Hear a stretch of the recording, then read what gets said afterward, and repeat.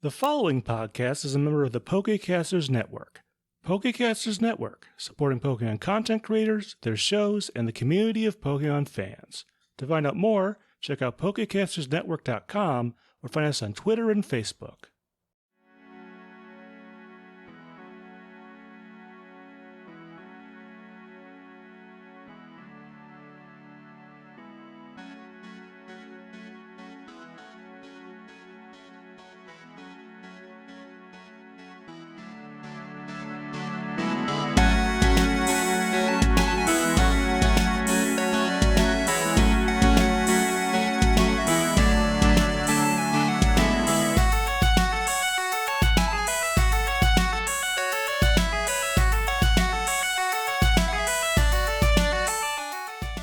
Hello everyone, welcome to Not a Scratch, the only podcast that believes that Scratch is an overpowered move. I am your host, your PM, your DM, your GM, Anirudh himself, and with me here, for the first time officially... It's my turn. Hello, it's me, I'm Daisy. I'm very excited to be here in the light. In the light. I've crawled out from underneath the desk, and I am ready to share my thoughts with the world.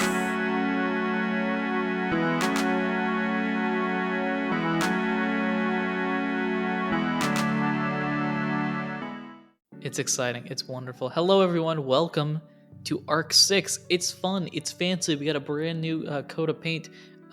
Daisy, you were here, I think, 2.5 years ago. How do you think the studio looks now? It actually has changed quite drastically, because in those 2.5 years, I have moved twice. Yeah, it's definitely new. There's an echo on my end that we still have to work out, but we'll get there when we get there. You mean the Noivern? The Noivern. What's it There's doing a Noivern over there? Yeah, I don't know what you're doing. You were in the last arc. I don't think Careful. Are you? Do I have you scheduled in for this arc? I don't. Maybe. I don't know. Hello everyone. It's exciting. First off, officially, we sort of hinted at it in the finale, and then Daisy briefly showed up in the Q&A and talked for a while. But for those of you that haven't listened to either of those things, welcome Daisy, officially speaking, our new co-host, another player character. Yay! Loud audience noises here that hopefully future me will put in there. But Daisy, for the first time officially, because we've sort of done this in various areas, but to the major audience, who are you? Yes, and I will say I did talk for a while on the Q&A, considering I was not present for most of Arc 5. I had lots to say, but anyway, yeah, hello. I am Daisy, my pronouns are they, them, and I am new to the show, kind of. We joke about me being in the background the whole time, but in actuality, I guested on this show way back in the Halloween special, and I used to be, I guess still kind of do in the background, the Two's Company podcast. It hasn't been updated in years, so it's probably not really still going, but I have desires and hopes and dreams. But yeah, I've been a guest on the show before, now I get to finally join. Honor has been a guest on my show. So I've been in the podcast space for a while. I've been in tabletop games for a while. I have been a GM for about 8 years, just over 8 years. So I work in that space. I do some game design. I just really like to run games. So I'm really excited to get to join and actually play for once. Yeah. It's got to be a blast. On my brief experiences, I think the old joke is that once you're a GM, you're always a GM or something along those lines. So, as a person who unwillingly kind of stumbled into that by just making a show as their first TTRPG experience rather than doing the proper thing of like playing games. No, let's just make an entire podcast about an industry that I know nothing about. So as a person who willingly walked into the GM, be a GM and only a GM service, I know that it's got to be fun, the instances where you get to be a player, and to be a player on a campaign as great as this one, it's got to be fantastic. Yes, indeed. I mean, I have been listening since the start, so it's very cool to get to actually join. Absolutely. So, thank you for that, Daisy.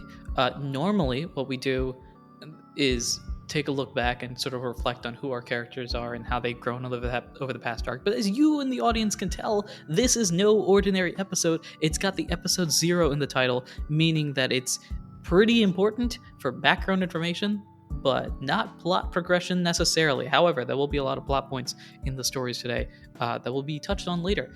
So this is one of those we highly, highly, highly recommend you listen to, but you don't have to. But if you want to know who Rose is and why I mentioned the name Rose as opposed to Daisy, you might want to listen to the rest of the episode. Normally as well, in the first episode of the arc, we, like I mentioned, take a look back at the previous arc and how the character has grown. Rather than do that, though, let's talk about Rose as a character. Before we get into any of the plot stuff, before we get into any of the hard, details and what they do on their life to life basis, let's look at the code of Rose. So, who is Rose? What are they? What their stats look like? Their movesets, all that sort of fun stuff. So, Daisy, if you want to take it away, who is Rose? What are they doing? Why are they here? Yeah, well, that is something that they're trying to figure out for themselves too. Why am I here? But Rose Waters is an Audino, she, they pronouns, and as we've seen in the last episode of Arc 5, owns a bakery. Oh gosh, what did I call it? The Blooming Bakery? I actually don't remember. Oh gosh, it's been so long I've already forgotten. The Blossom Bakery? Something. There's a bakery somewhere there. The Blossom Bakery, that is what the name is, yes. Maybe she changes around the name a while. As of now, decide. I do have this written down. As of now, it is the Blossom Bakery. Cool. So Rose is the owner and head baker of the Blossom Bakery in Vulcanburg, and I think we said she's somewhere around, like, if we were talking age, like 28, at least in terms of years. Pokemon level, I think we set her around 30. How much, like, stat stuff do you want me to get into? Like, we just set up the character sheet and all, but I can get into the nitty gritty, or I can kind of just talk. Go nitty gritty for our numbers fans out there. Cool. So Rose, the Audino, level 30. My ability is the healer ability. If an ally has a status condition, roll a d10. If an 8, 9, or 0 status is cleared, that's pretty cool. My stats, HP set at 10 base. Oh no, let me actually read the total stats. My total stats, that's what we want. My HP is 56. My attack, 16. Defense, 23. Special attack, 18. Special defense 23, and speed 13. So I'm a little slow, but kind of beefy, like normal types. Hopefully I can take a hit. All that kneading of dough make my arms a little strong. My current move set is Life Dew, Dazzling Gleam, Helping Hand, and Zen Headbutt. I'm currently trying to decide a 5th move to start learning, but we have some options. We'll think about that. By the time we actually get to the first session, hopefully I'll find something to do. Maybe I'll find a piece of paper that says, you should learn this move. Yeah. Maybe something in this episode sort of motivates. Maybe. Very true. It'll all go into my mind for me to either remember or forget. Yes. That's like the basic, like, big stat stuff. I'm holding some berries because I work in a bakery. You gotta have some berries around to make some jam. Oh, I guess my other stats, my cool is -1, my cute is 1, my smart is +1, my beauty is +2, and my tough is +1. So that's my other sort of stat spread. Hopefully I can balance out against Kyle a little better. Yeah, I think Kyle's stylings are very different from yours, and that's a good thing, because we're gonna have Kyle, who is now more of the attacker, and then you more of the magician in the background, trying to set up shields and all that sort of stuff. Hopefully, yeah. So hopefully. I will be playing probably a bit more support-y style, but part of that is just because a I'm very anxious. Are you anxious, or is Rose anxious, or both? Mm-hmm. The answer to that Mhm. is yes. So,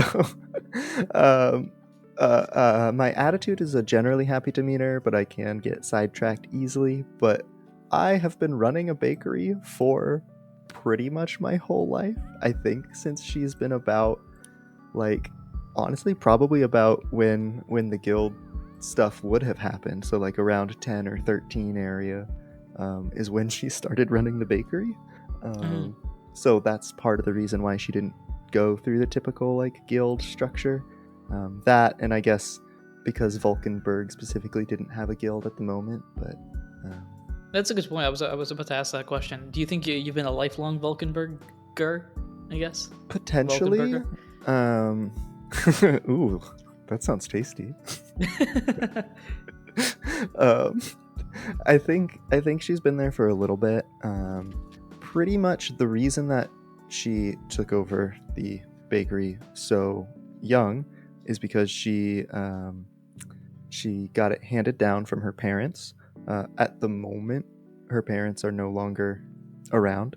I don't think that we need to get too into it story-wise, but her parents passed away when she was young, and she took over the bakery that they ran, and has kind of been just trying to keep up ever since, so hasn't had a lot of time to think around things, which now that there's a big world-ending event and new news about being a recruit put on her, she's gonna have some things to think about.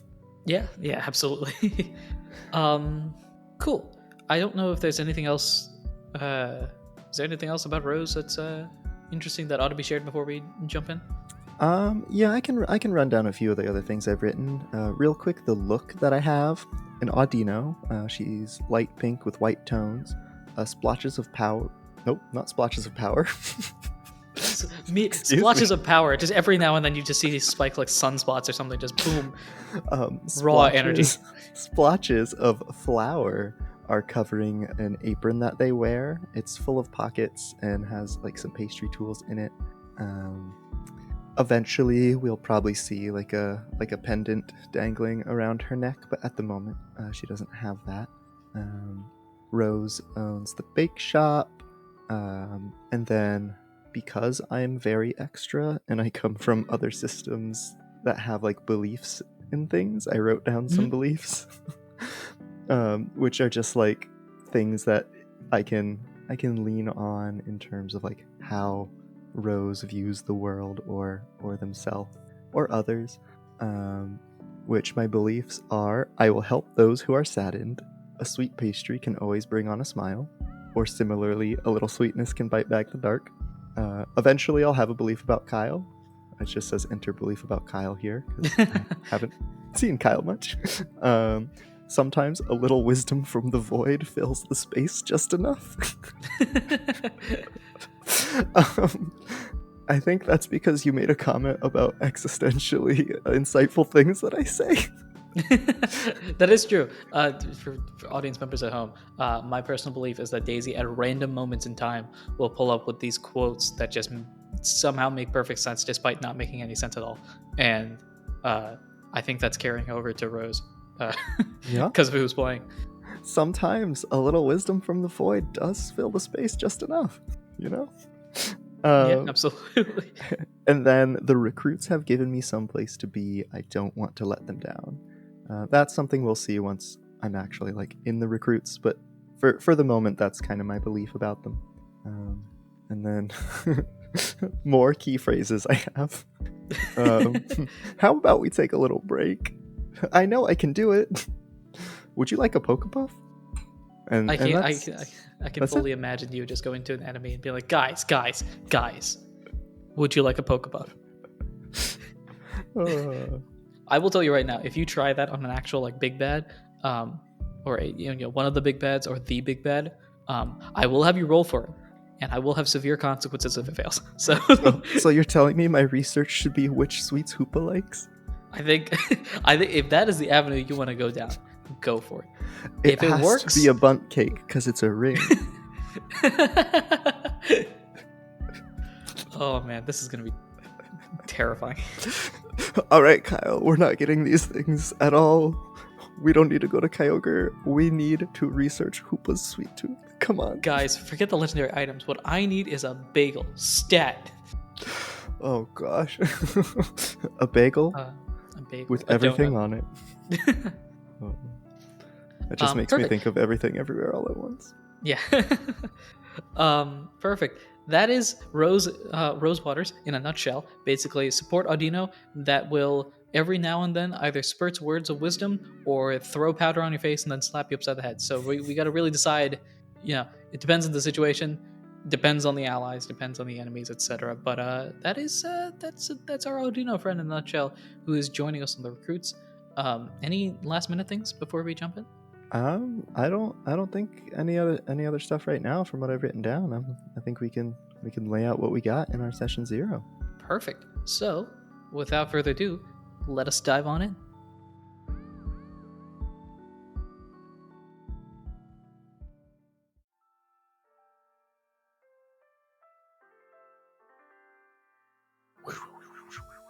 Water sounds that's the here. water. Splash. Splash. Sploosh. So, if it's cool with you, I actually want to go back in time. Let's do it. Great. So, for those of you at home that know where the season is at right now, I know where the show is right now. By the way, spoilers, duh. Kyle, Adam, meet Rose on what I have written down here as August 14th. I don't know if that's accurate anymore, but somewhere around there. We aren't going to go there, though. We're going to go jump back a couple months. We're going to go all the way back to the beginning of this story, which is around end of May, early June. This is before the recruits have anything to do with you. This is before anything, anywhere at all. Daisy, Yeah. let's talk about Rose. I'm going to throw a date out there. Let's say it's June 1st. Okay. All right. I don't know if you have a weekday versus weekend schedule or if every day is the same. I think do it's you have a difference? relatively the same. Probably on the weekends we have like slightly different hours, or it's just like shifted throughout the week. But she's got time off, but most of the time the bakery is baking. Cool. All right. So we go back June 1st earlier this year. According to my calendar, that is a Wednesday. So it's a typical Wednesday in Falkenberg. The skies are clear despite the giant volcano in the distance. The air is breathable again despite the giant volcano in the distance. And the city is building despite the giant volcano in the distance. If you can tell, Falkenberg really, really loves their volcano. So we zoom in to the bakery. Since we've sort of semi-established this, let's talk about it now. Is it still called the Blossom Bakery, or did you have a name prior to this? I think. Has the name changed or not? I think the name is currently changing, so maybe we see Rose like putting up a new sign. It just says the Blossom. bakery with a blank spot in between Yeah. or something. It's like The bee. The bee. The breakfast bakery. There's a bee. The bakery. The previous name was the bakery, and you're like, that's I don't think that conveys our point. All right, typical Wednesday. You've had customers come in and out. Let's talk about the bakery itself. Is it high caliber, fine dining restaurant type of baked goods, or is it struggling to exist? Is it somewhere in between? Where is it in between? Talk a little bit about your baker's experience, because at this point, with you being you sort of implied like late 20s. Mm-hmm. Been doing this since the age for guild tryouts, which sort of is semi-established, like first starting off when you're 10. I mean, you could theoretically go whenever, but first time it happens is typically around 10ish, which is where Kyle and Ralph got their journey started. So you've been doing this for a decade plus at least. Mm-hmm. What's today looking like? Normal June 1. I think it's probably pretty typical. I mean, the bakery itself, it's not like too fancy. It's not like fully struggling to survive, but it's kind of that like space where it's just kind of hitting the stride of, all right, maybe I can start taking a breath. So it's not a huge building. It's still relatively small.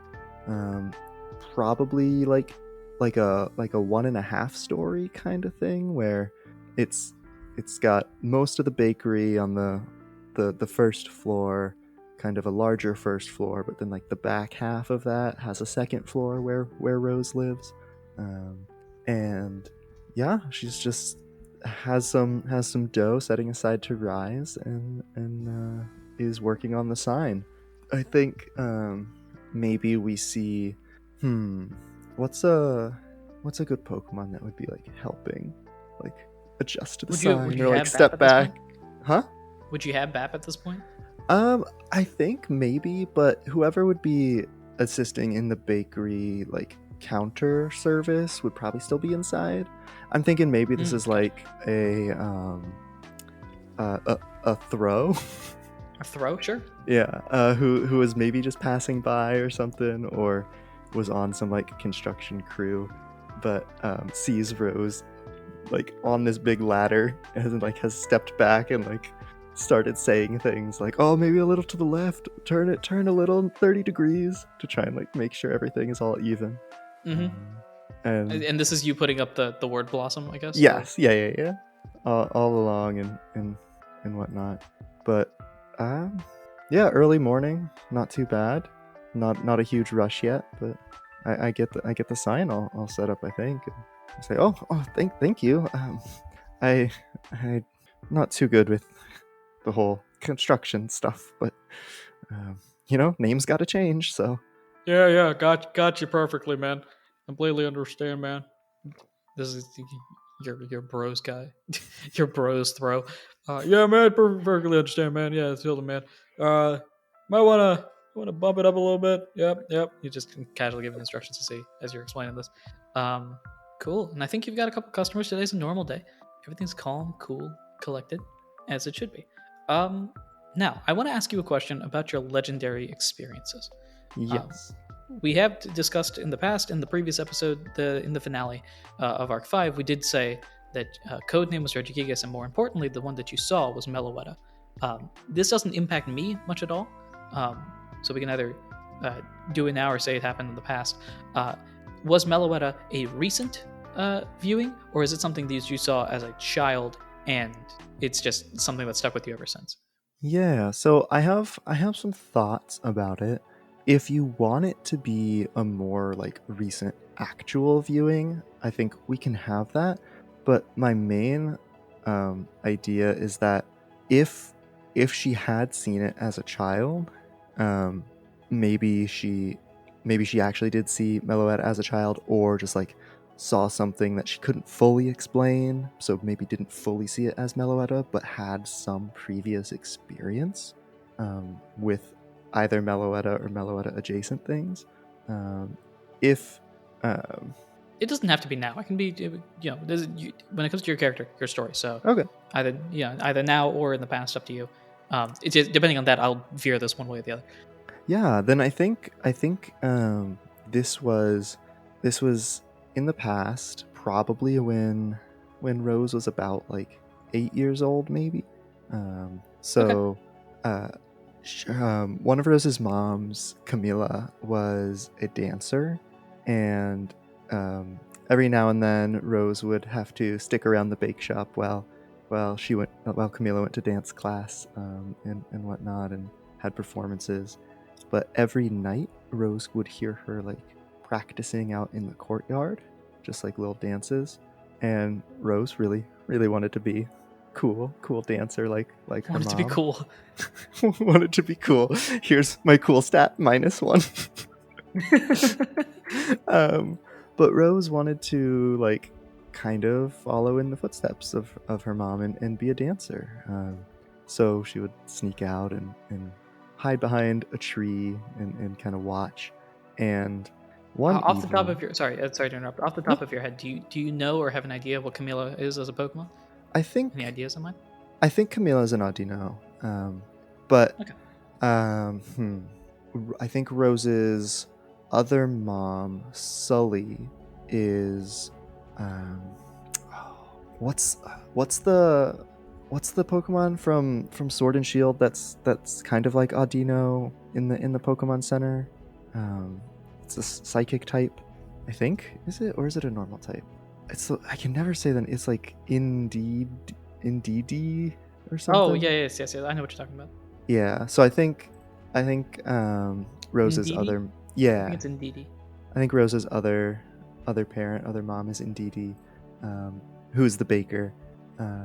But Rose sneaks out to watch Camila dancing, and one particular night, it's probably like a coolish night, which I guess is probably not super frequent in Vulcanburg.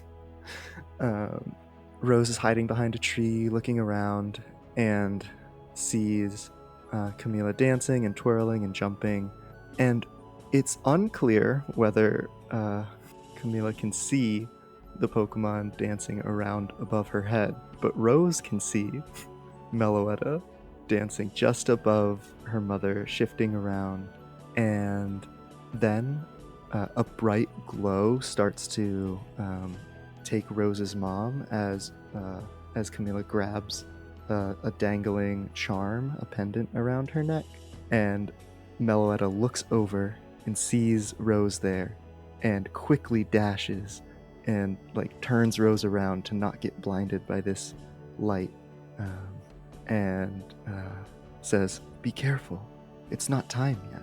And then Rose just remembers waking up. Cool. Gotcha. So if that's the case there, then we jump back here. Sign's finally up. Somehow, sign's finally up. The Blossom Bakery officially renamed for the insert number here time. And you walk on in. Is the mural already painted then? I would think that it is almost done, which the mural is kind of Rose's interpretation of this moment. I think maybe she has a recurring dream where instead of seeing the bright glow around her mom, she sees Meloetta dancing and changing forms. So that she's just about to put the finishing touches on it. Maybe like an extra musical note here or there.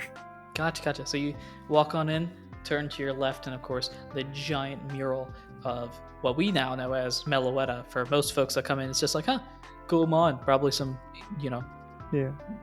faraway city mons or something like that. That's a great painting. You must have got that on the other side of the continent, yeah. Because nobody knows what these are. There's too many Pokemon to remember. I wonder if they think it's like a theater performance of some Pokemon just like dressed up in costume. Probably. They've got from I don't know. You would know this better than me as the baker here, Rose would know as the baker here. What type of responses people would be getting, whether they're like, "I've seen that guy before. They're crazy. They're wild." Local theater thing, or that's a weird looking Magikarp. I don't know, whatever. Just whatever responses you get there. But I will tell you, nobody will recognize that as Meloetta because Meloetta's not real. None of them are legends and mythical. They're not real. But I believe. Right? Yeah, but you're weird. Ha ha ha. It's totally not the entire plot line of this story.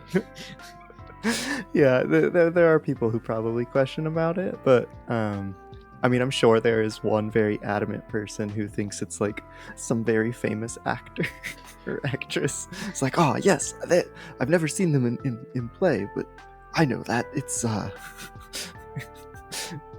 it's the great actress with the stage name Tippy Taps. Yeah, and that's it. That's old Tippy Taps there. I know who Tippy Taps was. I tell you, Curlia. I think, yeah, it's a Curlia named Tippy Tap. You just have this I feel like it's an elderly Pokemon that just loves to tell stories that are absolutely not true, and they just come on. Did I ever tell you it was 1912 and I met Tippy Taps on the coast of Latter-day Saints? And I'm like, that's not a thing. What? What's 1912? What's 1912? We don't have years in this universe. Well, maybe we do. When the world was just mere level 12. Back in those days, when you were level 36, you were a god. Nowadays, you got level 70s running around like they don't know what they're doing. Back in my day, we used to go, it's the old parents thing. Like, I used to walk 30 miles to school, front and back, 30 hours a day. There's not 30 hours a day, sir. Then back in my day, we used to have 30 hours a day. Nowadays, we don't even have nothing. Time's a ticking off the clock, ladies and gentlemen. I don't know where this voice came from, and I will never be able to do this again, so I'm riding this. I just say, all right, old man Smithers, here you go. Have your coffee and and your donut. Oh, Back maybe in my not a day, donut. donuts- Those are pretty important. Back in my day, donuts used to not give experience points at all. Nowadays, they supercharge the donuts. Drinks the coffee. Thank you very much. I appreciate that. Just full shift. Good thing my donuts don't have the supercharge. I use my mom's classic recipe. My mom's classic recipe where I don't imbue the power of Pokemon inside. Yeah. Okay. Okay, cool. Sorry, I'm writing.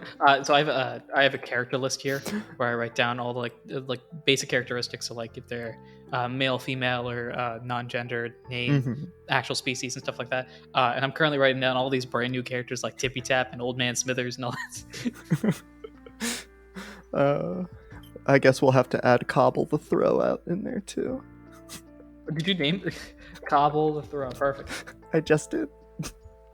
This is wild. We've got a new crew. This is one thing, Daisy, that I'm very excited for you to do because I'm bad at keeping track of this. And with your GM experience, name, species, occupation, and gender if it matters. Like those are coming out the dome immediately, and I'm like, perfect. That's exactly what I need to know who this person is and what they're trying to do. You know, I try my best for names. I don't know if I'm great at it, but I can do it on the spot. Perfect. So Golem Day, you got your people coming in and out the comments about the mural and the side that you're working on. Do you think it'll be done today? I think so, yeah. I was probably just putting the last finishing touches on it. Maybe I have to go back up. Maybe I have, like, the words are up, but maybe I have, like, a big flower. like a big cutout rose or something that I'm gonna, like, put up later. But for now, I'm just relaxed. Gotcha. Cool. Cool. And today feels like a normal day. Calm, cool, collected. Nighttime comes. You live above the bakery, as I think you said. Mm-hmm. So as the day's winding down, all of your employees, is it you and just Bap, or are there others as well? We don't have to name them. You can just sort of say, yeah, there's 5 people in the back or whatever. Yeah, I think mainly it's me and just Bap, but we have like some people come in and out, like caterers and whatnot that work with us. Gotcha. Day's winding down. Bap's giving you the A-OK to sign off. Filled out the time card and the whole 9 yards and walked out. And I think it's just you and your bakery. It's nice, cool, calm. You hear the distant sounds of construction. Sounds like they're working on that library in the distance. And just cool. It's you by yourself. You gonna finish the mural now? Yeah, probably. I think now that everything's kind of calm, I would go like store all the bakery stuff and then get out my paint set and put a cloth on the ground just in case, drop cloth, and then finish up the last touches on the mural. Cool. Speaking of cool, I think this is the first roll here. In my head, paints are dexterity related thing. Oh, so no. I'm gonna have you roll a cool roll here. Just a d20 straight up with your modifier. All right, let's see.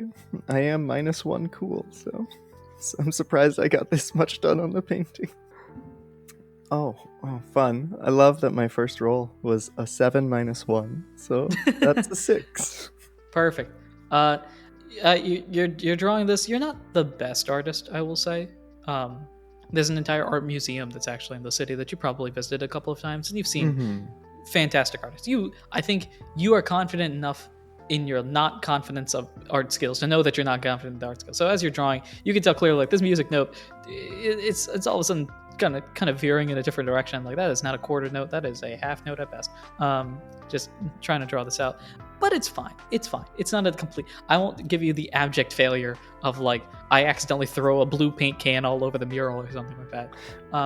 I'm better at decorating cakes than walls. Cakes are different. In fact, yeah, remind me about this going forward. Anything bakery related, I'll give you advantage on. This is not bakery related, though. Oh. This is not this is not bakery related. But anything if going forward, if you're starting to, like, cook for the team or something like that, then I'll give you advantage. But cool. For now, draw on these quarter notes. They're fine. They're notes. They look good. You can tell the thing.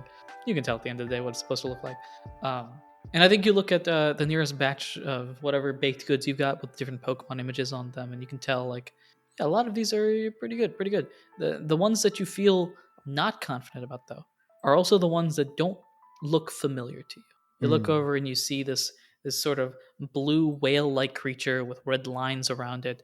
But your blue isn't. You feel like the blue that you've drawn isn't the right blue, or you see this almost like a green snake-like dragon that looks like its scales are almost like electrical in a way.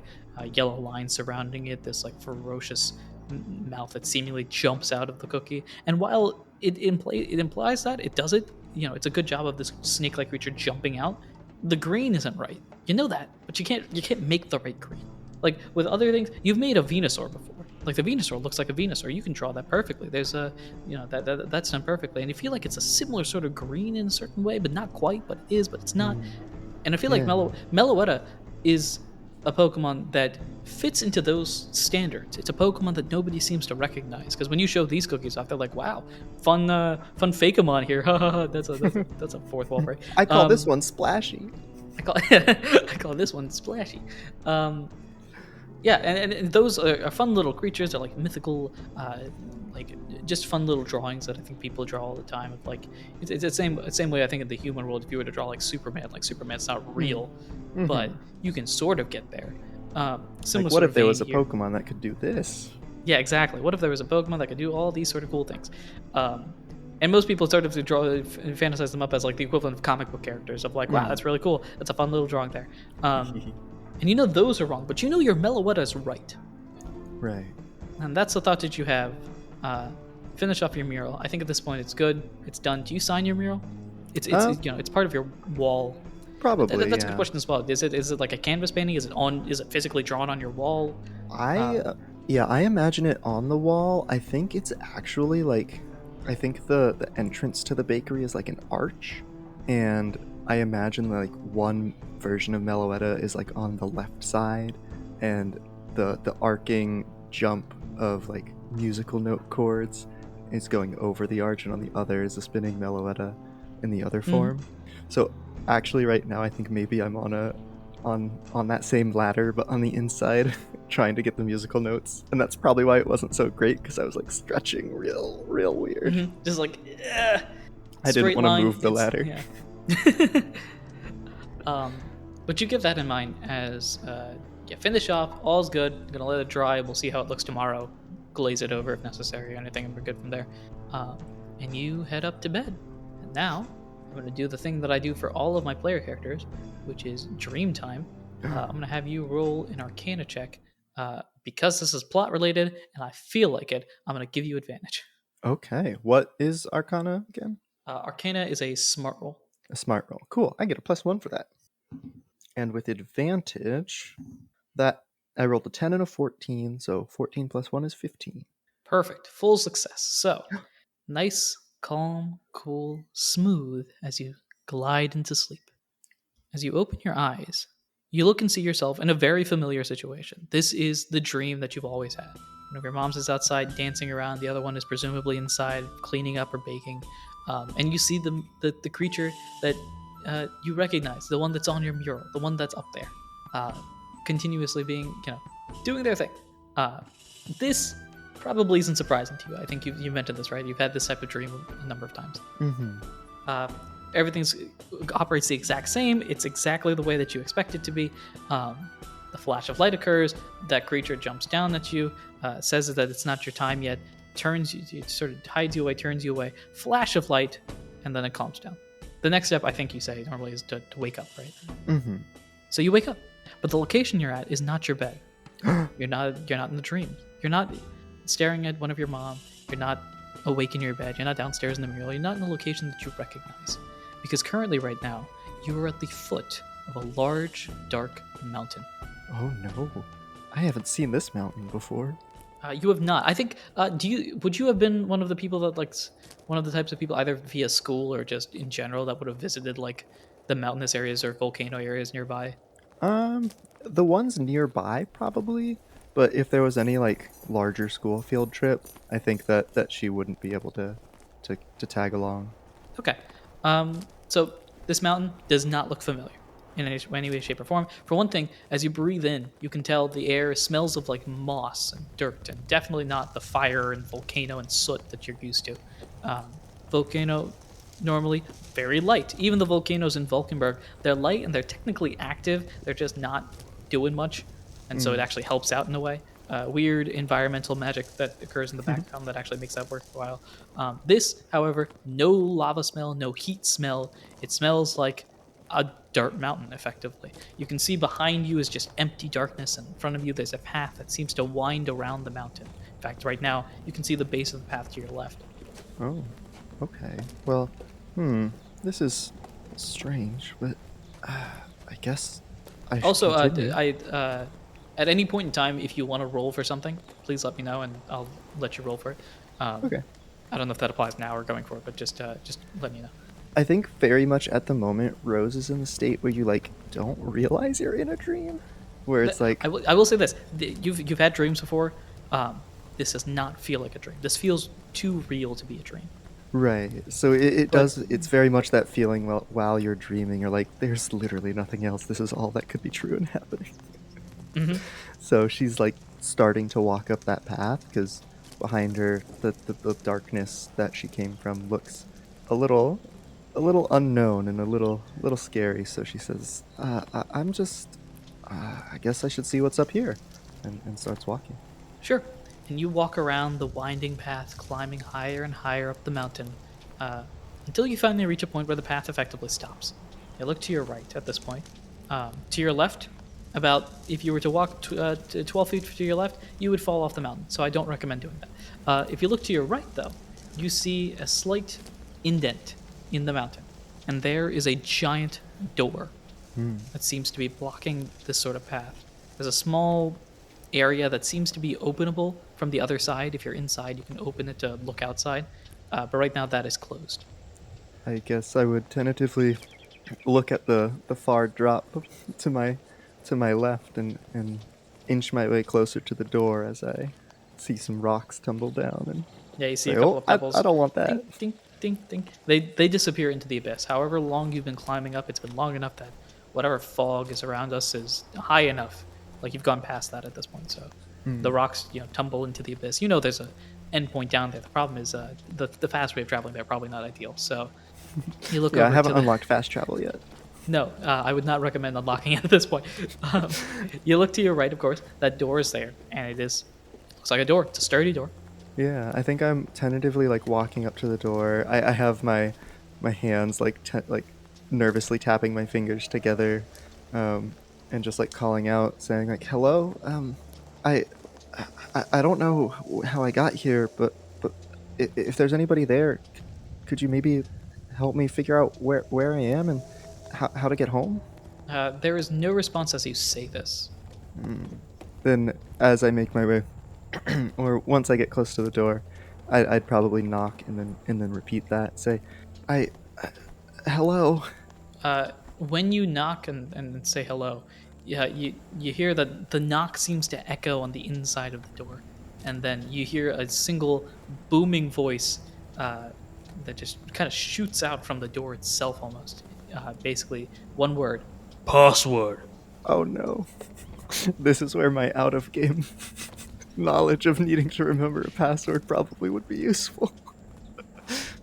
Well, I don't remember what it was last time we saw supposedly something similar. And I guess Rose. I will say this, because it helps. They did not guess the password. Ah. At a certain point, through the raw power of an angry Ralph, he just smashed the door, Right. which then proceeded to a bunch of plot things happening. But door, as of this point, it looks sturdy, and it's yelling out password to a questioning audience. Yeah, and she is a little taken aback by the abruptness of the voice, and will just say, I don't know any password, but question, would at this point, having seen Meloetta, would I know the name for some reason, or is that not till I'm prompted with the questions? Like, would I randomly, for some reason, have the name Meloetta in my head, like, unconnected to anything? That's up to you. I'll let you. I've had some characters that know and some characters that don't. So Okay. it's up to you whether or not you know what a Meloetta. Because let's take Sandoran for an example. Sandoran is like a mythological researcher, so he has spent lifetimes worth of energy to go into the mythological things, meaning that he's got not only a reason to know these things, but also the ability to know them and what they mean, what they are. So he's one of the few that believes, or semi believes it in the time, that now actually believes, and knows all the names as well. So Okay.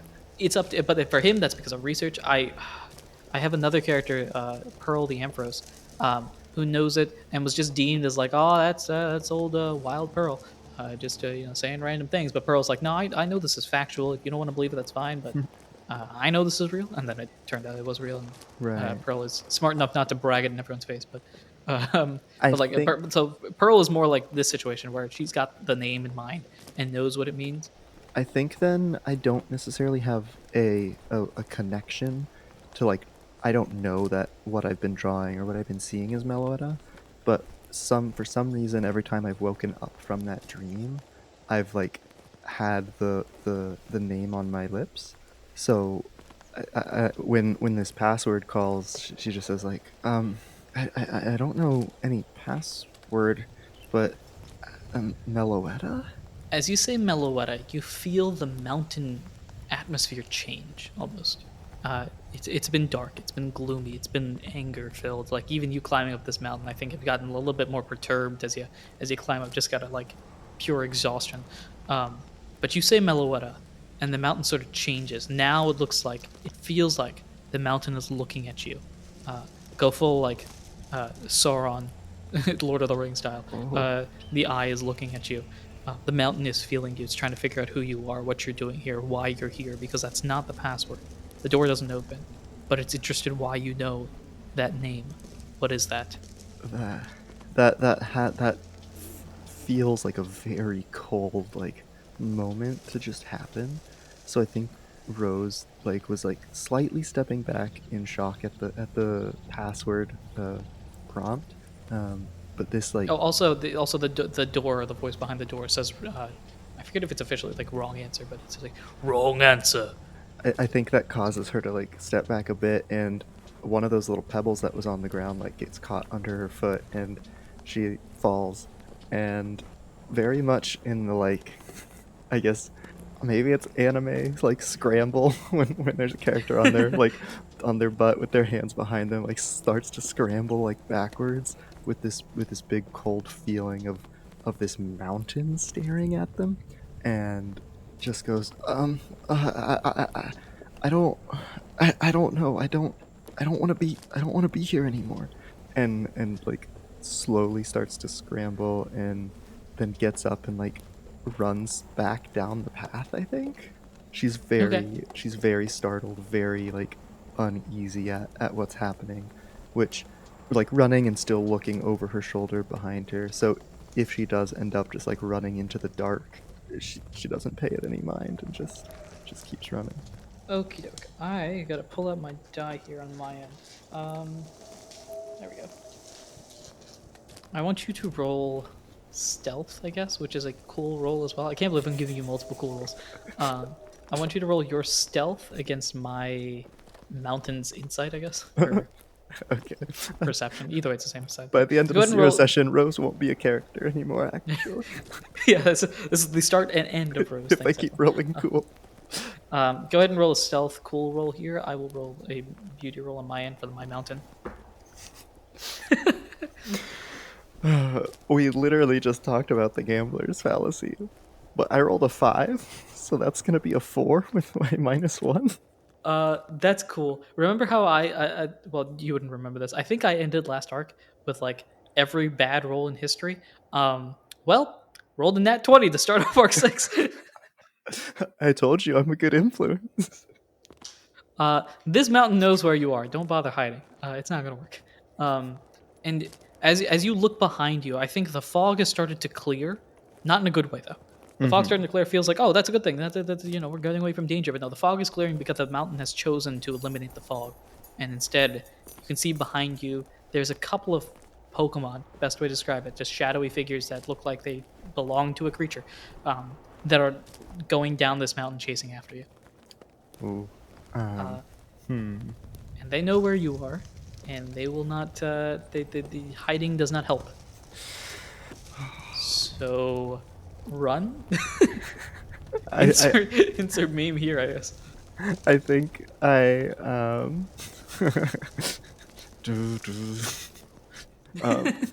sorry. Cut that.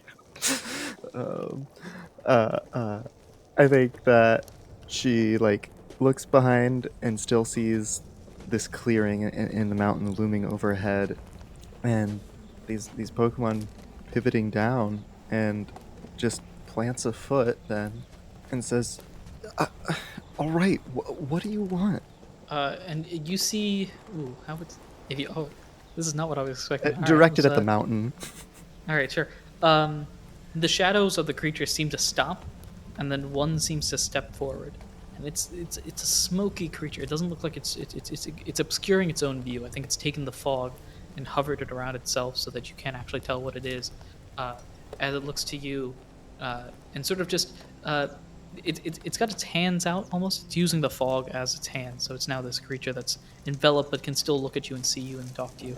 And it looks to you and sort of like hand up, almost pauses, as if to say like, "No, it's fine, I'm here." And you hear the voice of the creature. Now, my dear Rose, we're just here to help.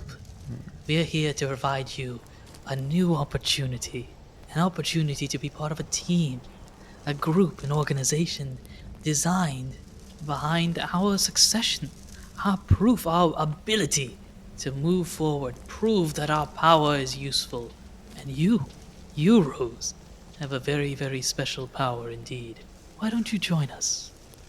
I don't know what you're talking about, unless you're looking for a baker. Do you need some pretzels?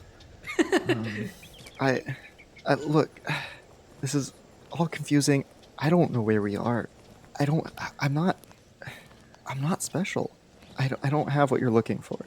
Oh, my dear friend, you are far more special than you realize. Oh, thank you. And to use that power, to use that special gift you have, we are the best group to join. We are your friends. We are here to help. Make a perception check. A beauty roll here. That's the one I put my points into, so hopefully it's good. Oh my gosh. I guess this would be insight, remember, not perception. Same roll. Okay. Let's see. That would be a 6 plus 2, so 8. Something else is here. Oh. You don't know what it is, but something else is here. You have Fog Fella over here in the front, and you know there are, it looks like 3 people behind them, and they seem to be just standing still. They're probably part of this group. There's somebody else here. You don't know where they are. You can't sense them. Somebody else is here, and the issue is you don't know if they're good or bad. Right. I don't even know if these people in front of me are good or bad. Early thoughts. Are these guys in front of you good or bad? I mean, they've got an ominous feel to them. I'm not gonna lie. But considering this is that weird state of Rose doesn't feel like it is a dream in that sense, but also like knows that she doesn't remember how she got here, or like where this is. It's weird because you know this isn't a dream, but you also know this isn't reality. Right. So there's that little bit of like, maybe it's my mind playing tricks on me, like this fog. So not fully. Which to try and clear that up, they're gonna say, well, look, if you want me to work with you or for you or whatever, join your group. Can you at least tell me where we are? Who you are? Like, why are you hiding yourself? What is going on? I'm not gonna work with somebody I can't trust. Oh, my friend, I'm not hiding myself at all. You just haven't chosen to accept your special gift. Seems to be why you're unable to see me. I don't think that's good enough. I can't. You don't have to join now. That's completely up to you. I only recommend joining us because I believe it'll help both of us. The offer is always on the table. And you see that whatever this fog character is seems to step back. It is accepted that you're not going to join, and it's cool with that. And it's going to slowly step back before it turns around The fog sort of dissipates as the creature itself sort of disappears into the group, and it looks like all of them are about to head back up. I think at this point, Rose has kind of like collapsed to their like knees and then like bat down onto her butt, and is just kind of like sitting there, arms wrapped around the knees kind of position, just like overwhelmed and unsure of what to do, and just kind of like contemplating, or maybe we hear her saying, it's just a dream. I know it's just a dream now. It's okay. You can wake up. You feel a tap on your shoulder. That's scary. I like turn around quickly, startled, but like still like that anime scramble on the ground. And you see in front of you a creature that you now know. Or you at least have sort of linked together, maybe. Maybe you haven't. You see Meloetta in front of you with a finger on their lips as if to say, shh.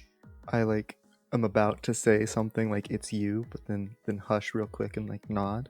Meloetta kind of gestures like with a finger to follow them as they slowly turn around. They, however, as they turn around and are walking away, are staring up at that mountain, just like watching it as if it's watching back. I definitely would nervously follow and kind of mimic the same way, just like looking up back at the mountain, looking back at Meloetta, looking up at the mountain, looking at where the figures were. As you walk away with Meloetta, you're walking into what looks like a dark forest almost. As you walk inside, the farther you go into the forest almost seems to brim with joy. As soon as Meloetta walks in, the darkness of the forest instantly goes up a shade, and the farther you walk in, the lighter and brighter it gets, until soon afterwards you reach almost like a clearing. And this forest at this point, a small little clearing area, looks like it's prime autumn. You've got all sorts of different colors and shapes and sizes, and it's a beautiful looking forest. Clearing on the inside, Meloetta kind of sits down in this open clearing, kind of just like stretches their arms and kind of leans back. At this point, though, as soon as they lean back, they start floating in the air by like 2 feet, but they're very much like chilling on a hammock effectively. I think I would probably find like some stump or rock or something to sit on and sit down, and we see Rose reach into the apron with many pockets around their waist and pull out a macron, start eating it, just like nervously. Can I talk now? Meloetta looks at you and just nods. It doesn't look you. like Meloetta will speak to you yet, though. Why? What? I don't know what's going on. Meloetta kind of shrugs with a smile. Why are you here? Meloetta just looks at you with like kind of like an eyebrow raising, like, Well, I guess you're not gonna give me any answers either, then, huh? Meloetta looks to the mouth and almost is like, can't say. Literally can't say. Like, then I kind of instantly relax at that a little bit. I think Rose's shoulders are all tense for the moment, but then knowing that kind of nothing is happening just relaxes a bit, and then the tone in her voice kind of changes a bit and goes, well, since we're just hanging out, do you want a PokePuff? And she pulls one out of her apron, like holds it up to Meloetta. Meloetta laughs, and I think, as it laughs, it immediately covers its own mouth, and you can tell why.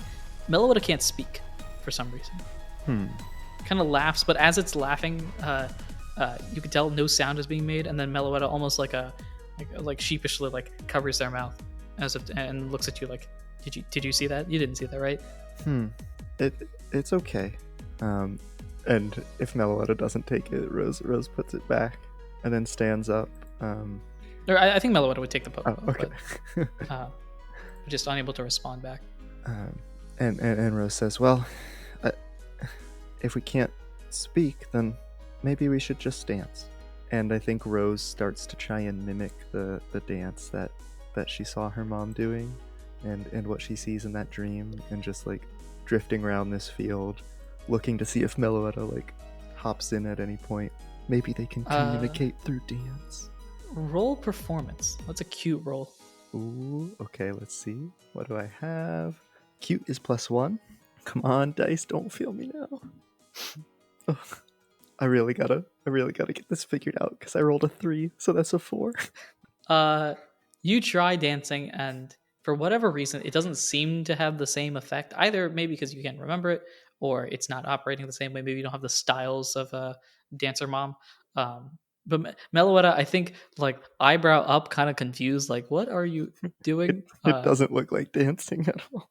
At this point, you're going full disco, just trying to figure out. Meloetta kind of looks at you like, and then kind of like, okay, sure. That sort of feeling to it. Mm-hmm. And then Meloetta starts dancing. And when Meloetta starts dancing, you stop dancing because Meloetta is a dancer Mm-hmm. by no stretch of the imagination.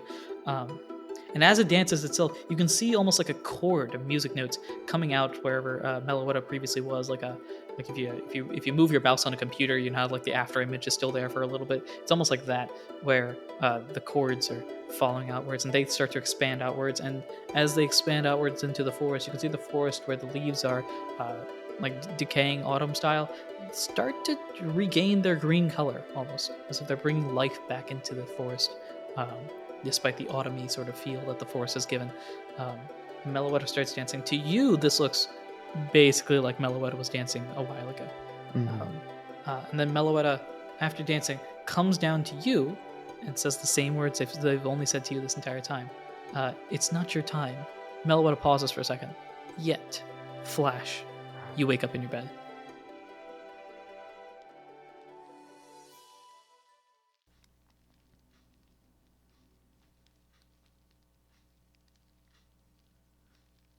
Hello, this is Anirudh, the GM, PM, DM of Not a Scratch, and thank you for listening to this episode. Arc 6 has started. I know a lot of people have been waiting for it.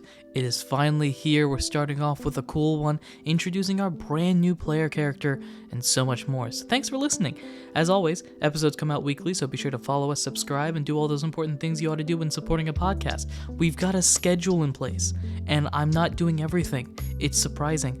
I finally got forced to take some pressure off of me, and as a result, the show, theoretically, will be better. Speaking of being better, if you've enjoyed the episode and want to support us in any way, shape, or form that you can, the best way to do so is to share us with your friends. This is the perfect opportunity to bring new people on board. Brand new character, brand new situation. We are relearning everything that's going on with Rose. Perfect opportunity. Have people listen to the summary episodes, jump in, perfectly placed, and then, binge the rest of the show if they feel like it. Also, leave us a review on your podcasting platform. Reviews help to bring new people into the community and give us advice on what we can improve upon in the future. 5 stars / other similar things. I think everybody does a star system or something equivalent, so go ahead and give us those 5 stars. That'd be nice. You can follow us on Twitter, as long as that still exists, at NotAScratchCast, or email us at notascratchcast@gmail.com if you have any cool questions, comments, concerns, whatever you want to ask about the podcast. One of us will be able to answer you. We also have a Discord for Not a Scratch, and that's where I would recommend reaching out to us, because that's where the community is strongest, and also where we regularly update folks on all the crazy, wonderful things that are going on. We've got a bunch of awesome people in there too, so you should absolutely join. Again, link in the description down below. You can join to help build that Not a Scratch community. We've also got a website, which you can check out at www.notascratchcast.com. It's got merch, it's got art, it's got other fantastic items, and it's constantly updating over time, so you should stay tuned to that. Go ahead and leave the, little favorite or bookmark it. Do the, just in case you want it. We want to thank Glitch X City for the following songs, and there are a couple of them. We used a lot of music in our return. So, thanks to Glitch X City for Kirby's Dream Land, the Lo-Fi Remix, The Legend of Zelda Mifa Remix, Black and White Relics Song Remix, Mystery Dungeon Time Gear Remix, Pokemon Center Theme Lo-Fi Lullaby Remix, Pokemon Sword and Shield Boutique Theme Remix, and Diamond and Pearl Legendary Battle Remix. We also want to thank Tabletop Audio for the following songs: Solemn Vow, Tavern Music, Medieval Banquet, Mountain Pass, Investigator's Office, and Castle Kitchen. We also want to shout out our patrons. We at Not a Scratch have a Patreon where you can get amazing extra benefits regarding the show and its future. There's new stuff. There's free stuff. You should absolutely check it out right now before it gets swamped by the rest of the posts that are coming in the future, including early access to episodes, special behind-the-scenes looks at what goes into the game, and more. The more I want to mention, on the Patreon right now, as part of a brand new series for one of our Patreon tiers, we've got the Daisy's Game Corner, name still under consideration officially. But in this, we're actually having Daisy, the person playing Rose, we're having them actually host and playing a bunch of different one-shots and other games. And the thing that's up right now is a Ranger game we recorded ages ago that has the original cast on it. That's right, all 3 of the original members are on that, available on Patreon for free, so you should absolutely check that out if you haven't already. And while you're there, subscribe to the Patreon at whatever tier you feel like. We've got tiers from $1 all the way out to a very large amount, in case you want to support us monthly in that sort of way. We want to thank our current Patreon members, Ginny, Ursa93, Eli, Pure Glaceon, Damon Liger, Simon Pelajoaquin, Fennec, Evelyn C., Journeyman Negative, and Robert O. For more information, check out the links in the episode description or contact us on Discord or Twitter. New arc, so I really want to try to stick to this next part. If you have a show or something like that you want to promote on this show, please, we'd love to help. Reach out to us. Send us an email. Contact us on Twitter or Discord. We want to spread the podcasting community even more than we already have and want to use our small footprint in the universe to do so. So if you've got any show you want to promote, reach out to us. We'll be happy to discuss more. We don't have one for this episode since it's an episode 0, but going forward, I'd like to continue that. So, with that being said, let's jump back into the story.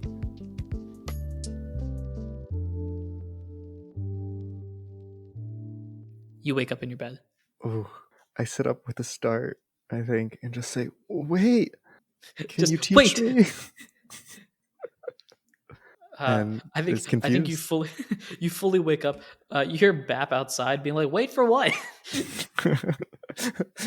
Bap pauses about to put a loaf of bread in the oven. Yeah, I think Bap is about to open the door as you're walking in. You've overslept a little bit, and Bap's about to open the door, and it's like, "Huh? Wait for what, boss?" I just don't respond, and I think I just like fall backwards in my bed and just like let out a big sigh. Just another dream. Okay, Rose, let's get going.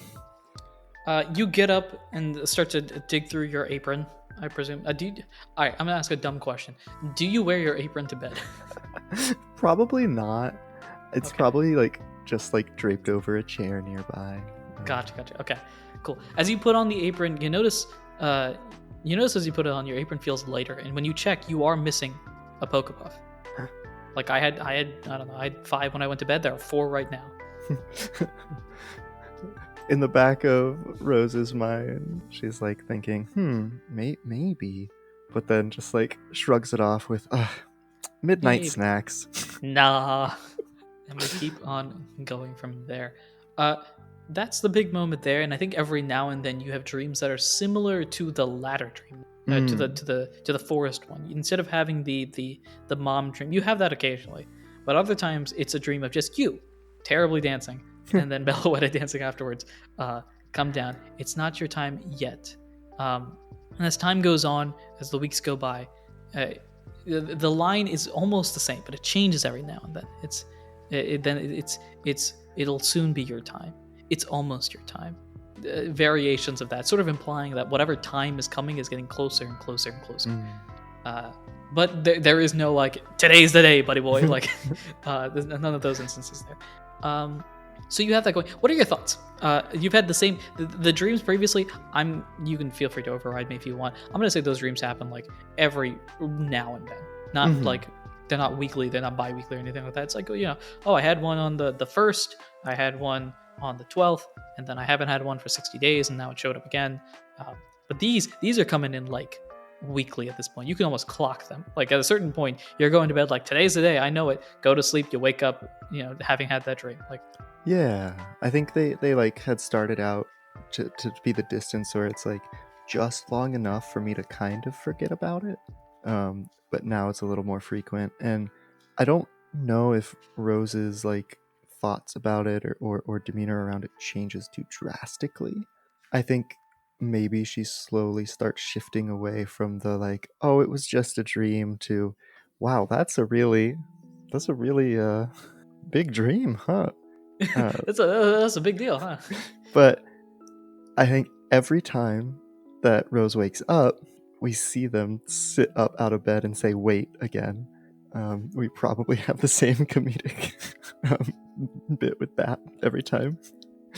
I think at a certain point, Bap just kind of like ignores the wait at this point, just being like, "Wait, yeah, wait." He just open the locks and continuing. But before, I think from Bap's point of view, what they've noticed is like whenever you say the wait, it's usually like immediately you're out of bed, and so I think Bap is just thinking like, "Oh no, Rose just wants to be awake before I actually walk in." All right, that's what I think before Rose goes down the stairs to the bakery. Normal day. She just gets up and like puts on the apron and like heads on down. But every time that the dream happens, she stops at like her dresser where there's a mirror, and hanging on one of like the little side posts of the mirror, we see the same pendant that her mom had. And every time the dream happens, she like grabs the pendant and like holds it up like she's about to put it on, but then just goes, no, and hangs it back up. And eventually maybe things start shifting around and the pendant gets put in a box somewhere. But the longer we go, she stops doing that, but it had started out pretty consistently. But now she just looks in the mirror and says no. Cool. This continues throughout the couple of months between June 1 and now. Similar sort of vibes. You don't have that mountain anymore. I don't know if you still even remember that at this point. It's always either little kid Rose seeing Meloetta or big kid Rose seeing Meloetta. Cool. This next part I'm going to leave up to you as to what order we do it without giving you any information whatsoever. So I will simply just give you numbers and then ask you to either give me an order of which the numbers go. 1, 2, 3. Which one do we do first? Which one do we do second? Which one do we do third? 3, 1, 2. 3, 1, 2. Perfect. So all three of these are different people that walk into your shop. Seemingly normal customer interactions. They interact with you, and it's fine. Each of them, however, have little weird things about them, and that's why we're going through each of these scenarios today. So each of these, I'll also say, first one happens 2 weeks prior to Kyle meeting you. Next one happens a week prior to Kyle meeting you, and the other one happened yesterday. Okay. Gotcha. So, scenario number 1, it's 2 weeks in the past. You wake up this morning, no dream tonight. No, this is one of the non-dream days. So you wake up all calm, cool, and collected and go downstairs. Are you a newspaper reader? I think maybe. Maybe we have like some clippings somewhere of the most important things. Maybe there's a place where the bakery got an award hung up on the wall.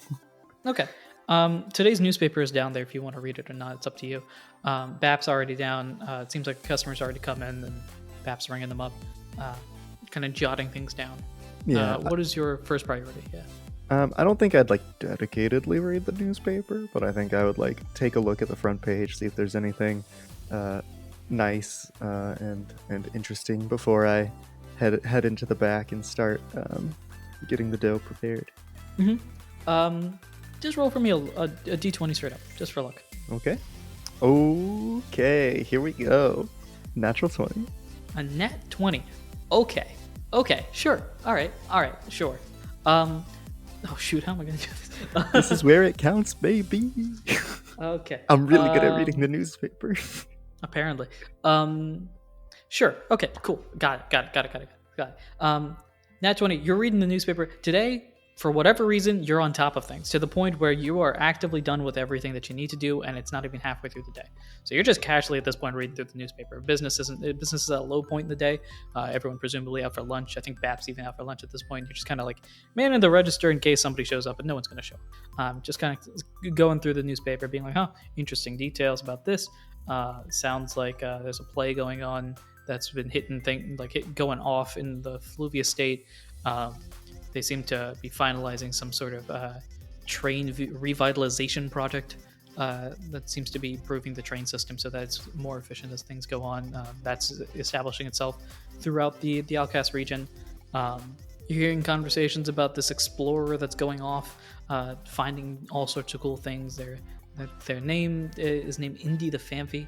Interesting Pokemon, but yeah, not of your cup of tea. You read the comic section, you read all that sort of stuff. That's really interesting. One thing that strikes your fancy is something, because you just kind of like going through. There's an article in the middle talking about a new guild potentially being established in Vulcanburg.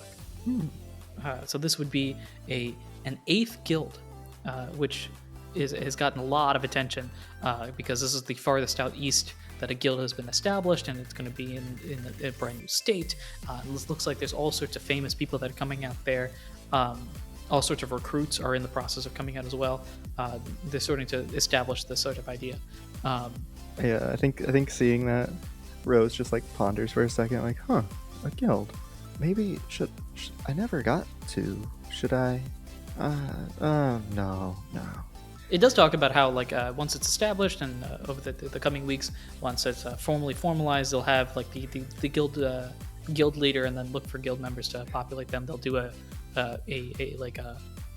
mid-year or like extra supplementary guild testing. And they are prioritizing people in the local area just for simplicity's sake. I think there's just an offhanded comment of, nah, I don't think the guild life is for me.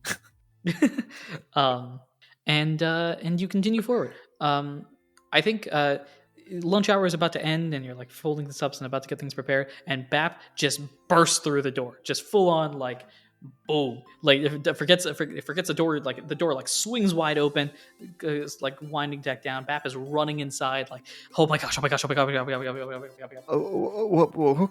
okay. Calm down. Oh my god. What? Breathe. What's going on? Rose, you're not gonna believe this. You're not gonna believe this. You are not gonna believe this. I can hardly believe it now. What's happening? Look, and just like throws a paper your way, and it like floats towards you and starts floating back. And I think you catch it out of the air, or like lunge at it out of the air, and grab it.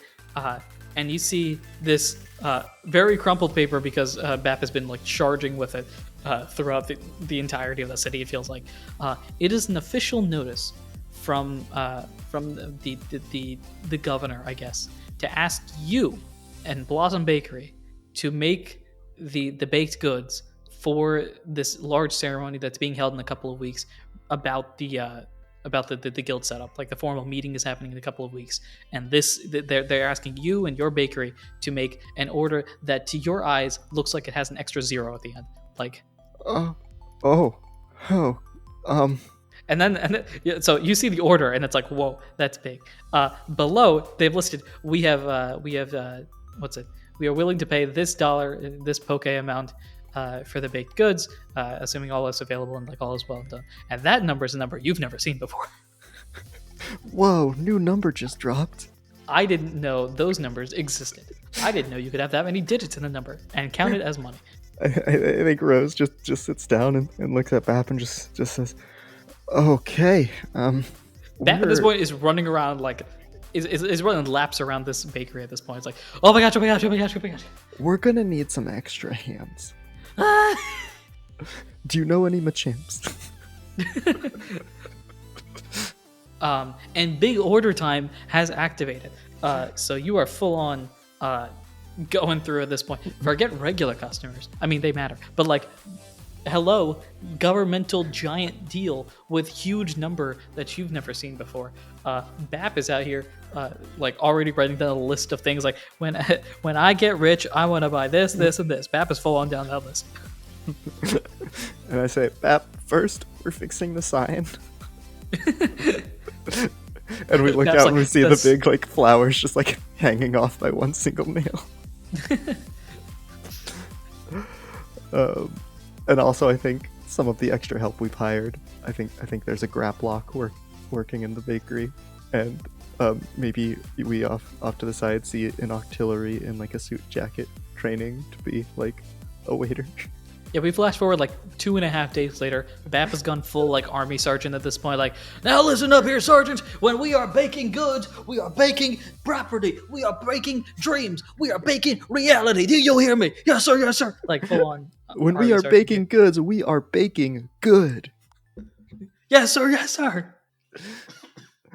And so full on chaos ensues as you guys are baking enough goods, I think, to feed a small army. Rose is definitely doodling some new inspiration, quote, quote, fake mon.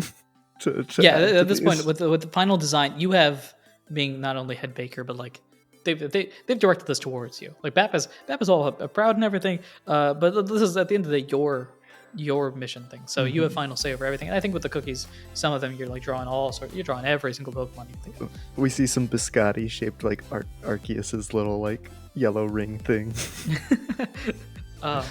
And that's continuing on. And that they've told you in advance, and it's good that you have the time for it, because this is definitely a project that'll take at least a week, if not more. So you are taking all the time and effort to make this, and in exchange, you get basically a small fortune, which is very nice. Nice. Cool. And that is what happened 2 weeks ago. We flash 1 week ago. At this point, you're sort of winding down the actual production side of things itself. I mean, you're obviously going to have to make them and then continue them going forward. I think in part you were baking goods so that you had the time to bake the actual things that you needed to. So like you've got like your shelves are jam packed. So if any customers want to come in, they can come in and not have to worry about missing out on things. I know I have completely butchered the whole bakery process by saying, "Hey, 2 weeks in advance, let me let's have these cookies that are 2 weeks old so that they work." But I think there's a lot of prep and planning that can be done, at least in terms of like hiring the extra help, even if the actual baked goods are not baked 2 weeks prior. Yeah. So it's a lot of training all the extra people, maybe. Yeah. So I think you've got a bunch of folks that you've never seen before that are full-on like contract workers in the background. Like you've got like military songs in the background that Bap's going through is like just making baked goods. It's like full-on. It's turned into an army, which you need. You need a very small army to make these baked goods. This morning you wake up. It's a normal day in this new universe as chaos ensues. Like as soon as you wake up, this is a non-dream day, but even despite that, like you wake up and there are already people working down there, like getting ready and prepared, because I think Bap has been going overtime. Same thing today?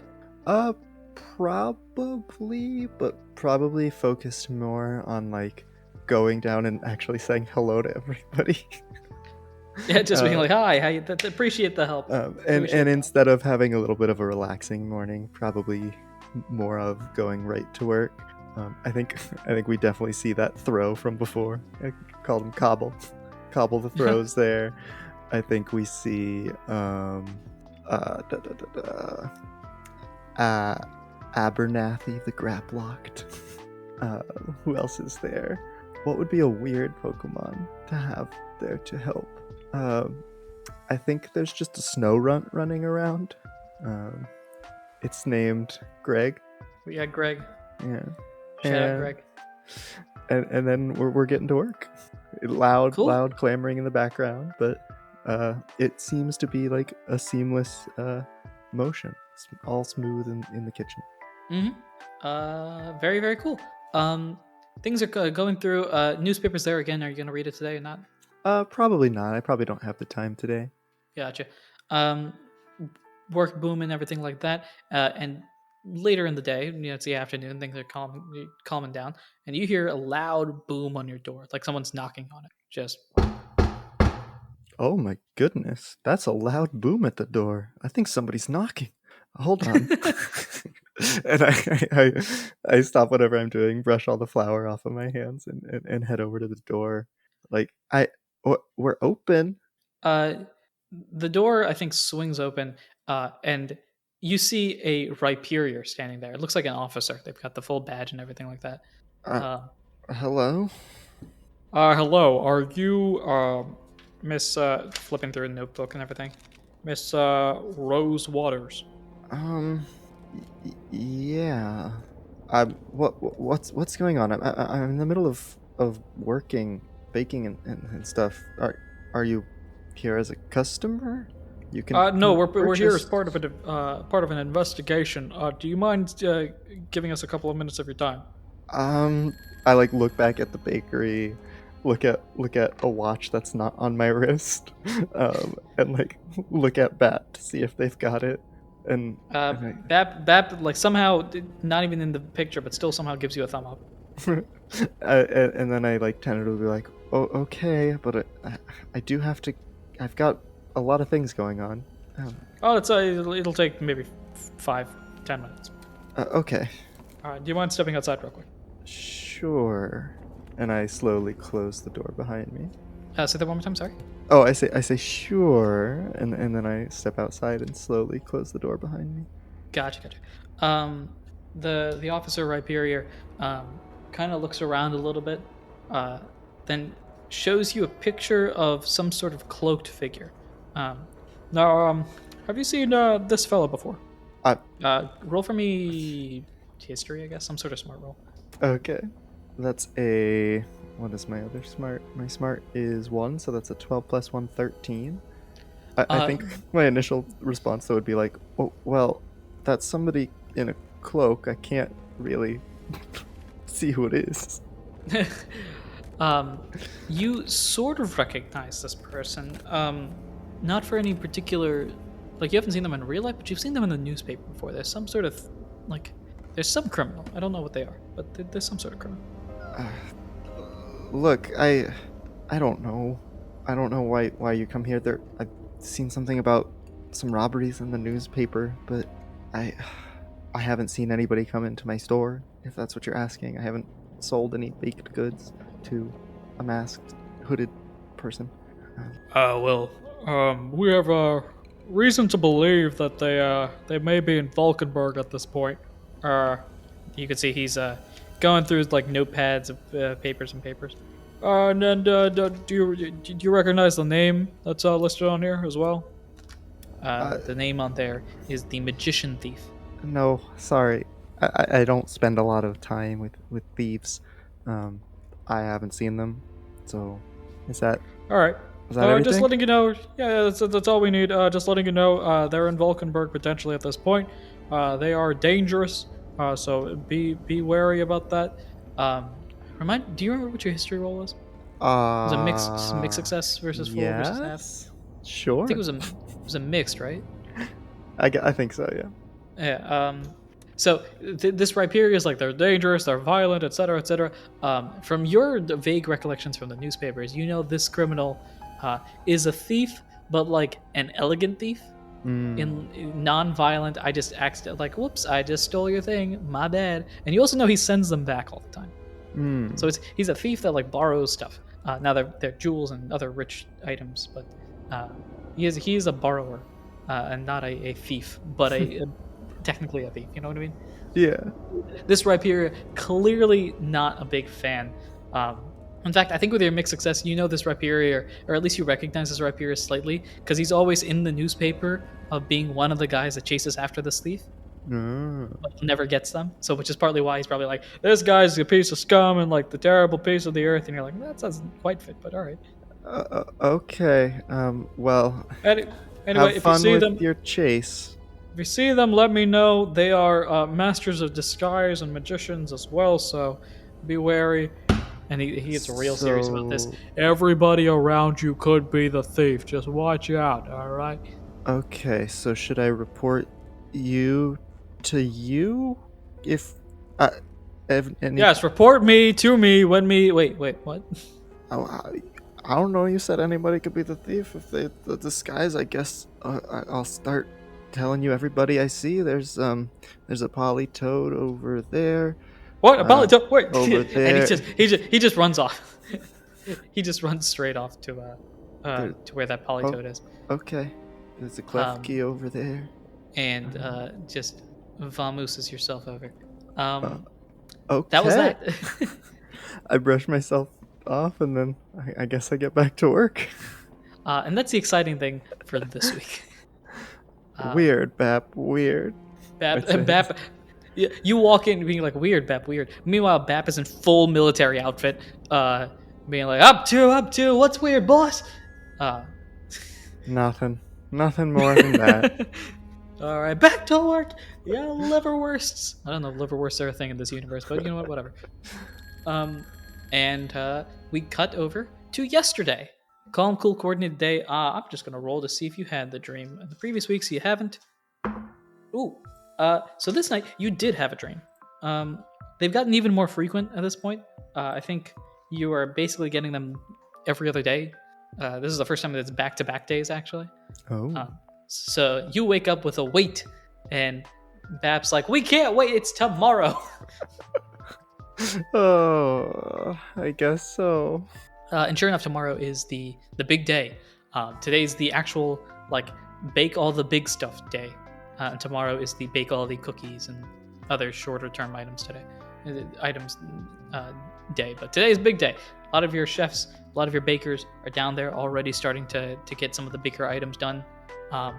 You yourself, I think, are also in that fold, if I had to take a guess. I do not, in fact, wait, and I get to work. And you jump straight on down, and it's a cool day there. You hear a soft knock on the door. I think because of how busy this is, I don't know, would you close, or would you have like a temporary, like, not as open version of the shop? Maybe, probably. I think it would just be like, usual business is reduced due to other business. Sign. So you hear like a soft, like, you can barely hear this, just like a. Okay, hold on. I'm gonna go see what's going on, and then I go. You gotta walk through like a war zone at this point. You see cookies flying all over the place, like being thrown into boxes and somehow landing perfectly. This is what they've been training for. In reality, you've been just training a bunch of acrobats. So they're out there. No, that's the wrong color of blue on this weird fake Pokemon. Come on. And you see somebody who's doing like a Dialga cookie, but they had the actual right color by mistake, and I have to change it to what I think is real. Right.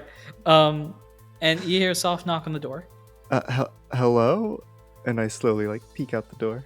And you see a small orange and blue creature. How tall are you? Oh, it's very small. Never mind. You see a small. It goes up to like your ankles, but it like floats up to get to eye level with you. And it looks at you. It's like, hello. I was wondering, do you know where I could meet Mr. Longgrass? Mr. Longgrass? I don't know who that is. What Pokemon is this? The Pokemon in front of you? Yeah. The Pokemon in front of you is a Rotom. A Rotom. Ooh. I is Rotom a common kind of Pokemon, or is it also similar, like legendary-ish type? It is not a legendary, it is not a mythical. Right. Rotoms in general aren't common, but this is not a legendary Pokemon. Right, okay. I don't know Mr. Longgrass, but the bakery's closed right now. We've got a big order. Maybe you can come back later? Sure. I'll come back in a couple of days, if that's okay with you. Sure. We'll be open tomorrow if you want some baked goods. You can make an insight check. Oh goodness. This is beauty, by the way. Beauty is +2, so that's 8 + 2 is 10. Perfect. Rotom is talking to someone, but if you were to like casually look around, you don't see anyone that Rotom's talking to. But Rotom's kind of like muttering to themselves as if they're talking to somebody that's like right above them. You sure? Okay. Yeah. It's okay. I'll meet the day after tomorrow if that's okay with you. I'm sure. We'll have our baked goods. I guess. I hope you find who you're looking for elsewhere. Okay. Thank you. Bye. And they kind of just buzz off in a different direction. And I close the door, look around, and just go, weird, Bap, weird. Bap at this point has thrown a cake across the room and it's somehow landed perfectly. What's weird, boss? You know, honestly, I'm impressed. Keep up the good work. Bap being a Fido has some like laying in a box and be like, look at me, this is how the cake is supposed to look like, look at me. And I just get back to work finding the correct colors, excuse me. And we flash forward to today. You've shipped them off. It's all cool. Everybody, all of your contract workers have gone home. Bap is finally relaxing in front of the cashiers. cashier's box, effectively. The cash register. Army outfit has disappeared. It might have been a figment of your imagination. It might have been a figment of Bap's imagination. It might be real, and Bap might just have an entire box dedicated to when the war breaks out. But for now, Bap has calmed down. Bap is just kind of like back to normal Bap, I think. And you know that the event is going on across town. You've shipped them off, all as well. You're in the back, I think, just kind of cooking things up. Just last minute items. Yeah, Getting your I'm shelves restocked. back to regular business things while Bap is resting. I'm just prepping some more of the stock for the last bit of customers through the day. Yep. It's the end of the day as well. It's at the point where you probably should close it, but it's not. It's not technically closing hours, but no one ever comes at this time. And you're making some cookies, I think. Just on your pan, and you hear the bell like to signify that somebody's coming in. Ring. Interesting. Continue your work as intended. You hear some mutterings and some whisperings and stuff like that from the people that are outside. And Bap kind of bounces into the room. Hey, boss. There's a couple of folks in the front that are looking to ask for you. For me? Seems like they're part of that big conference that we sent all those baked goods to, or at least one of the. It's like a kid with them as well. It seems to be carrying one of the cookies. Okay. And I'm getting a little excited because that means that maybe they'll hire me again. And I say, I'm just finishing these up. Go. I'll be out soon. I just gotta finish up icing these cookies and putting them on display. No problem. Bap pops back out, presumably to tell them, hey, he'll be out. Yeah, she'll be out in a moment. Sure enough, I think you take the pan out, walk them up to the front. You're not going to say anything at this point, but when you look at them, you see an Alakazam and a small little Trico. Trico presumably being the kid. And as you're walking out, you probably can see them before they see you to a certain extent. And you see both of them are staring at this giant mural that you made a while ago. Just looking around the room, seeing how it spreads out. And they seem to be whispering to themselves about the mural. I think maybe that takes more of my attention, and that is when I begin to trip. Yeah, so you walk on out. They turn to you just as you walk on out, and you trip, fall down. Somehow, last-minutely, able to put the cookies on the panel or next to the cash register before you completely faceplant. They rush up to you, just like wondering if you're okay. You kind of just nod to them as you get back up, and they look to you, and the Trico, I believe, goes and asks you. After a certain moment, after a little bit of conversation, which one are you, and which one did you see? And instantly, at this moment, we're gonna do this slightly differently for the audience member. I mean, not really differently, but look into this a little bit more because we're looking at it from the other perspective, the unlocked perspective. The moment they ask, which one are you? Which one did you see? A couple things pop into your head. Bam, I am Regigigas. Bam, I saw Meloetta. And instantly, at this moment, you know Meloetta is that creature that you saw before. You know the mountain that goes back up top. You know that there's a bunch of different factors of life that seem to make sense. You also know that pendant that's upstairs must be really, really important. You get that feeling out of nowhere.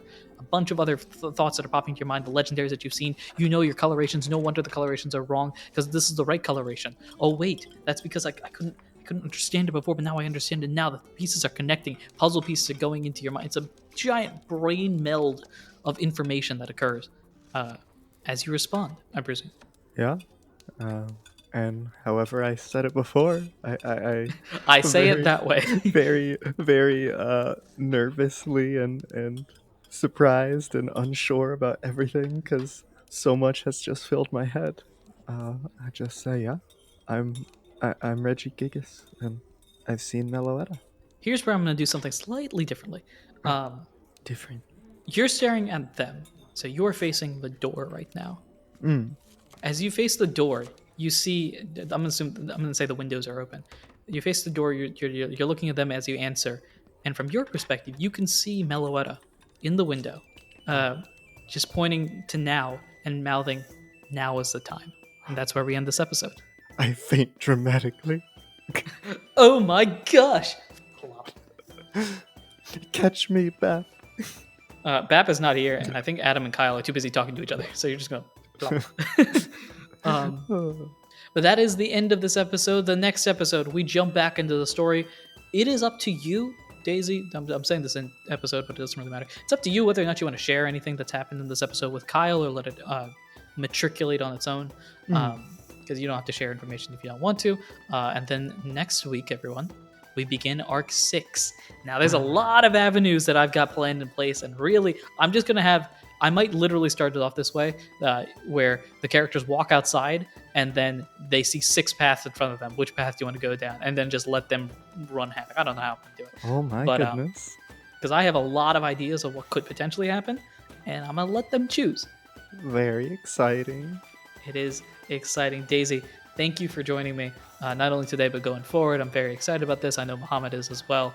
And for those of you at home that are listening, Arc 6 has begun officially. Insert evil laugh here as evil laughs happen.